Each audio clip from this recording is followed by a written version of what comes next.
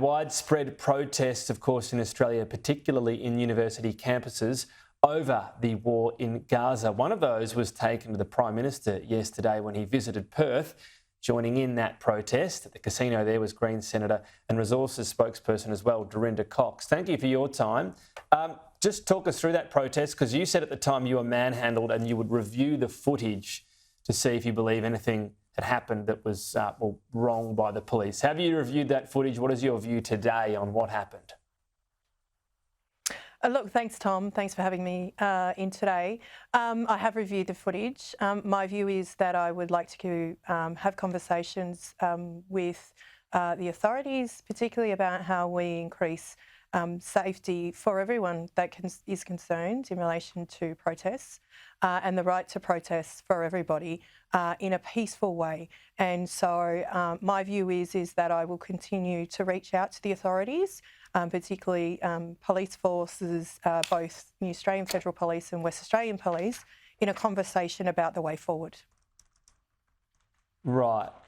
That sounds to me, I don't want to put words in your mouth at all, so I'm just seeking to clarify that yesterday you were saying you were manhandled and you'd seek to see the vision. Is it not as strong as that from what you've seen? Are your concerns less than what they were yesterday? Look, I think that the approach of WA Police yesterday was a reactive approach.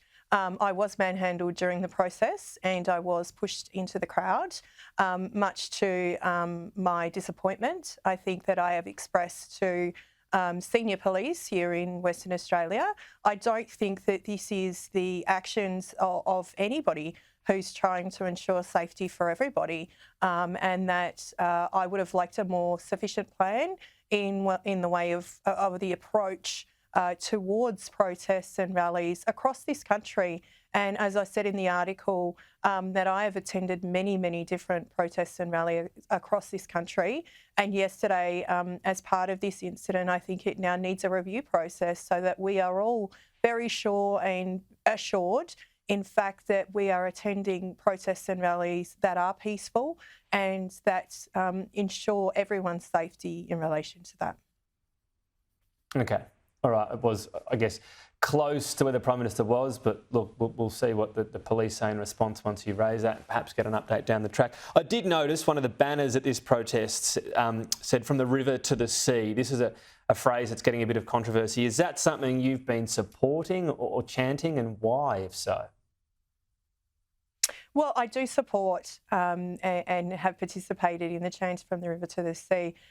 This is something that I think supporters of Palestine are very clear about. And in fact, this is sufficient in the way that we have this conversation. It's grounded in peace and freedom. And I think that this has been from every protest that I've participated in thus far in the last 7 odd months, that people are very clear that they want freedom and they want peace.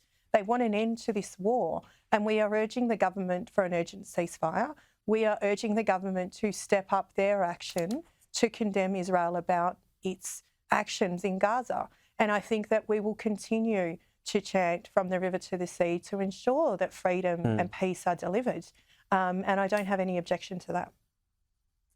But in terms of a phrase and whether it's peaceful, I mean, this phrase was actually said by Khaled Mashal, the founder and former leader of Hamas, and this was as part of not wanting Israel to exist. That's not a peaceful phrase at all in that context, is it? Does that give you pause for thought about using it?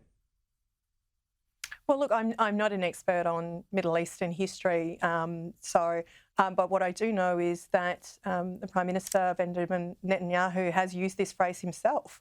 And so, it begs to differ that we can have many, many disputes about the root of this. But I think what we need to bring back into very, very sharp focus is at the moment, Palestinians and Israelis want to have a peaceful and harmonious relationship and be able to live without bombs going off on their homes and above their heads. And I think that we should be very clear in our intention of making sure that peace and freedom are achieved. And our role in that as Australians must be to advocate for peace and for freedom and for harmony that is being requested, particularly by Palestinian people.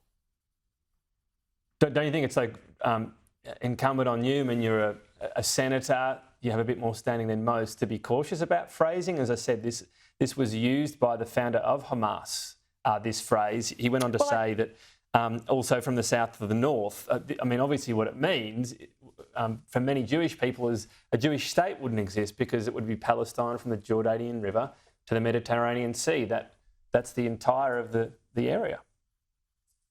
Well, I think we're splitting hairs over language, and I think we don't even talk about the genocide and, you know, the International Court on Justice and South Africa bringing that case to the International Court and the impact of genocide in Gaza is a really, really important issue. And I think that no one would disagree that the findings of the ICJ were very clear, and that if we're going to use language, we need to also assert our language around what's actually happening here and bring it back into, as I said, very sharp focus about the intention of ending the war in Gaza, ending the destruction, ending the end of lives of women, children and communities in Gaza. And we cannot look away from that, and we should never look away from that. But perhaps that call for that would be clearer and it wouldn't get muddled in sort of, you know, should people be chanting that if it's not used? As I said, it's used by the founder Hamas. I'm assuming you have no support at all for Hamas and their role in things, and including in those October 7 attacks, and the fact that they don't want a Jewish state to exist. That's pretty clear from Hamas, isn't it? Well, I think that what's starting to be used is a smokescreen in that, and the continuation of that now in relation to our role, the Australian government's role, in relation to its condemning and the sanctions of Netanyahu and his war cabinet needs to be the next action. Ending the occupation and a ceasefire need to be the action. We cannot keep talking about this issue and standing by idly when there are killings of innocent people. And we have to bring that back into focus. We cannot be concentrating on just loose words that are being, thrown around. We have to bring that back into focus about what the action is and what the intention is of those actions. It is to end the war in Gaza and to seek freedom and to seek peace. And I know that every single protest and rally that I've been to that is pro-Palestinian has been asking for those things. And I don't think that we can dispute that. And I think that having a different conversation about things using in the that past particular phrase and some that. others contributes to that peaceful conversation. I mean, let me just put this to you before we go to clarify this. I mean, there's nothing peace-seeking about Hamas, is there? Well, look, again, I would say my participation in all of those rallies has been about a non-violent approach, a peaceful approach to ending the war in Gaza. And I want to be very clear and that's your one, but that is my intention. It's not Absolutely. Do you think Hamas and I have wants spoken a peaceful to many. resolution? I have spoken to many protesters in this country, and what happened last night at the University of Adelaide is a violent act that has met people who have been supporters of Palestine. We don't want to see violence being ensured by anybody in this country, and what we are seeing is it's being met by aggression and violence, and it's not the intention of that. So my intention of participating and supporting all of those rallies and protests have been to seek an end to the war in Gaza. Okay. We're going to ask you about gas as well, that strategy released today by the Australian government. The Greens have been critical of it. Is it a reality gas, for now at least, is going to exist because you can't have lithium batteries, for example, at the moment with known commercial level technology? Right. Well, I think that the future gas strategy being released today by Minister King is possibly Labor at its worst. What we are seeing right now is a myth that there isn't enough gas and that the lights are going to be switched off, and we need to continue to have this commitment to gas into 2050. We need to get away from that 70% of Australia's gas is exported overseas for profit. And we are contributing to the bottom line of many of the gas cartel in this country. And we know that that tax system is broken, the Petroleum Resources Rent Tax. It is a bill that will come on probably in the next sitting of Parliament. We have been very clear about our opposition to that. First Nations people across this country have been very clear about their opposition to new gas mines being opened offshore. And we've seen some of those High Court challenges, the Barossa case and also the Scarborough case here in Western Australia.